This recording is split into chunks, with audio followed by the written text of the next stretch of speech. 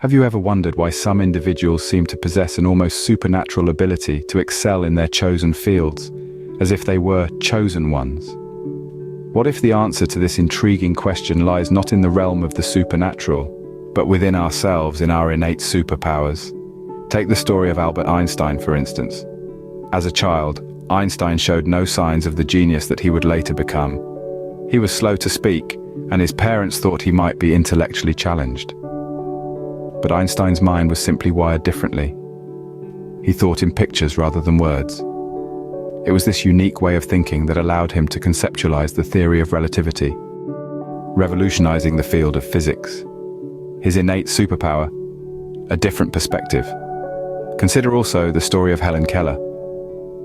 Despite losing her sight and hearing at a young age, Keller learned to communicate, read, write, and advocate for the rights of disabled individuals. Her innate superpower?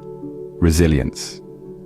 And then there's the tale of Malala Yousafzai, a young woman from Pakistan who stood up against the Taliban to advocate for girls' education. Despite being shot and nearly killed for her beliefs, she continued her advocacy and became the youngest ever Nobel Prize laureate. Her innate superpower? Courage. These individuals may seem extraordinary, but they are no more chosen than anyone else. They simply tapped into their innate superpowers and used them to change the world. Children often exhibit these superpowers more readily. They are naturally curious, adaptable, resilient, and imaginative. They see the world in a way that adults often forget how to, with wonder and endless possibility. But these superpowers do not disappear in adulthood. They may become buried under layers of societal expectations and self-doubt, but they are always there, waiting to be rediscovered. Take, for example, the story of Julia Child. She did not discover her passion for cooking until she was in her 30s.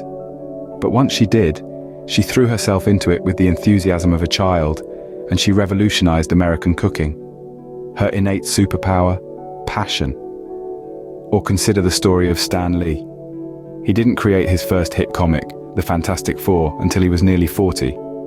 But once he did, he went on to create a world of superheroes that continues to captivate audiences today. His innate superpower? Creativity. And then there's the tale of Nelson Mandela. After spending 27 years in prison, he emerged not with bitterness, but with a vision of a free and just South Africa. He went on to become the country's first black head of state and led efforts to end apartheid. His innate superpower? Forgiveness.